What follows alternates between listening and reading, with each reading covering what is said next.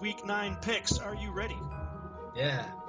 All right, first game, Illinois at Penn State. All right.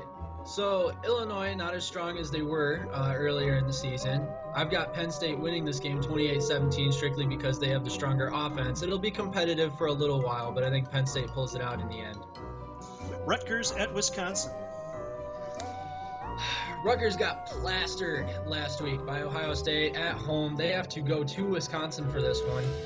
Not going to be easy. Wisconsin's defense playing really, really well. I think it's going to be a similar score, not as bad because Wisconsin's going to be without their starting quarterback.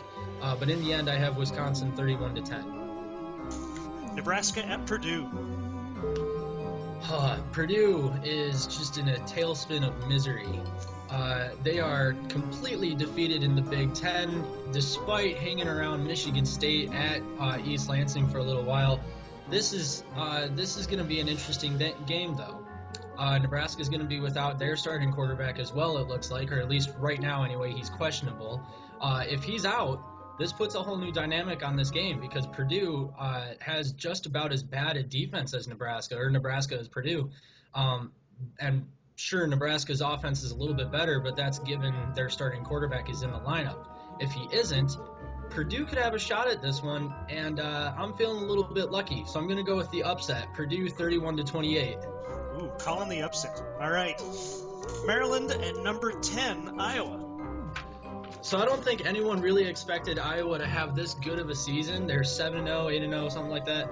They are undefeated with a very strong offense, something that they haven't had in recent years. They've been pretty good defensively in recent years, and they're still good defensively this year after what they did to Northwestern just a week ago. Iowa's going to continue their success, especially after Maryland fired their head coach. Their program's in a little bit of disarray right now. Maryland is coming off a bye week. May help a little bit, but Iowa's still going to get this win. It's going to be bad. It's going to be 41-14 Iowa. And number 15, Michigan at Minnesota. Poor Minnesota. The head coach retired today, Jerry Kill, citing health issues and having to retire. Minnesota is going to be a little bit hurt by this one, but they might still be focused. They might still come out with a little bit of fire trying to fight for their head coach. A lot of respect for their head coach on that team. The problem is Michigan's defense is going to be back at it, and they're hurting a little bit too, but they're going to come back with even more fire and even more passion, I believe anyway. At least Harbaugh is going to have them that way. In the end, I have Michigan winning a pretty lopsided affair. It's going to be 38-6. Minnesota scores because Mitch Leidner is their quarterback, and he's having a really good season, but it's not going to be enough.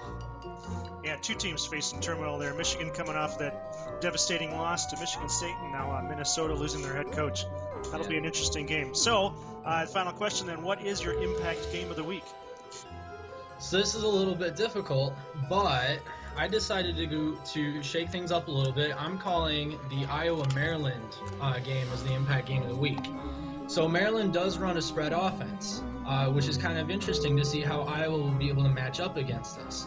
Now, I did call Iowa with a pretty lopsided game there, 41-14, but if they can't stop Maryland early and if they can't stop Maryland often, they might be in some trouble come the fourth quarter. We'll see what happens there, though. All right, and that is our picks for Week 9.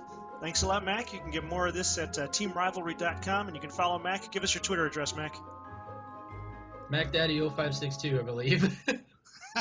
There we go. And you can follow us at Rivalry B1G. Thanks a lot, Mac. Sure.